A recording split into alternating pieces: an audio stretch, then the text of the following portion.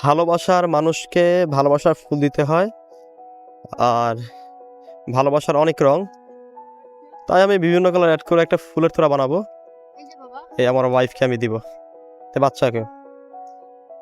এই ফুল অ্যাড করবেন, মাঝখানে সাইড দিয়ে করা এই ফুল দিবেন।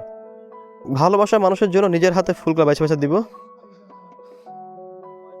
গোলাপ পছন্দ করে উঠানোর সময় ভাবতেছি, যদি একটা একটা করে গোলাপ তার হাতে দেওয়া যেত তাহলে ব্যাপারটা কেমন হইতো। আসলে ব্যাপারটা খুব সুন্দর লাগতো, ভালো লাগতো, কিন্তু আসলে তার হাতে এগুলো নিয়ে ক্যারি করা খুব কষ্ট হয়ে যেত, কারণ পিছে যেহেতু আমার বাইকের পিছে বাচ্চাও বসে, আবার সেও বসে, আসলে এটা সম্ভব না।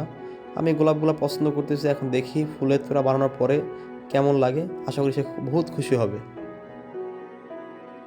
গোলাপ সবাই ভালোবাসে, ফুল সবাই ভালোবাসে, আমিও ফুল প্রচণ্ড ভালোবাসি। আর আমি কারণে অকারণে ফুল দিই, যদিও আজকের দিনটা আমার কাছে খুব স্পেশাল, সবসময় স্পেশাল থাকে আমার কাছে। আমার জন্য সে একটা ফুলের তোড়া তৈরি করতেছে, যেটা খুবই ভালো লাগতেছে আমার। এই দেখেন কত খুশি, পাগল কত খুশি। এখন আমি আমার প্রিয়তমাকে গিফট করবো তোড়াটা। তুমি ফুলের মতোই সুন্দর, বরাবর ফুলের মতো সুন্দর। একটু হাঁটু গেরা বলতে ভালোই লাগে, I love you.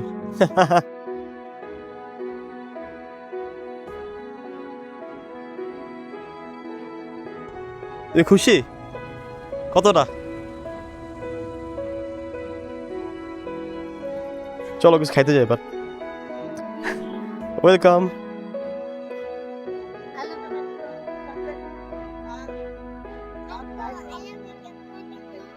Thank you বাবা। না, এত ভালোবাসা ভালোবাসা খেলতেছ। ঠান্ডা পড়ছে বলে তুমি আর কিছু খাবা না, শুধু কফি খাবা? আর মেয়েও কেমন জুস খায় শুধু। Thank you.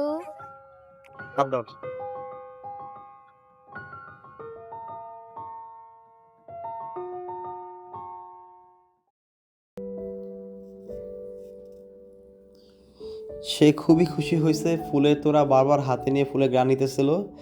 এরপরে বললো আমাকে, তুমি কিছু ছবি তুলে দাও আমাকে।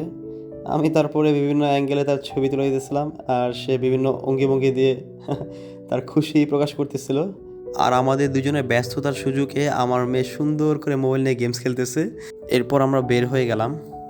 আর সুন্দরী আমার প্রতি অনেক খুশি, সে আরও খাবার টাবার নিছে, বাসায় যা খাবে। আজকে সে রান্না বান্না করবে না, চিন্তা ভাবনা করছে।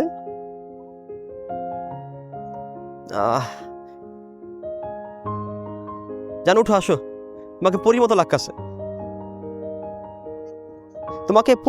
তোমাকে রাজকন্যার মতো লাগতেছে বাবা।